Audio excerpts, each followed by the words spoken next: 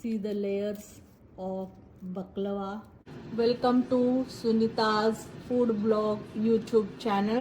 Today I am making quick baklava. I had taken 1 cup of sugar and 3/4 cup of water. Cook syrup for 6 minutes. Baklava filling, we need 1 cup pistachio, 1 cup walnuts, half cup of pulse. This filling, we are going to cut the phyllo dough into half with a scissor. This is the easiest way and quickest way to make baklava. Another half of phyllo dough like this. So after cutting into squares, 4th cup of melted ghee I'm going to pour.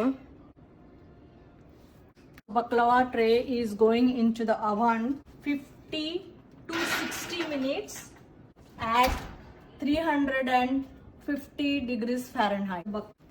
And then immediately pour the sugar syrup on top of the baklava.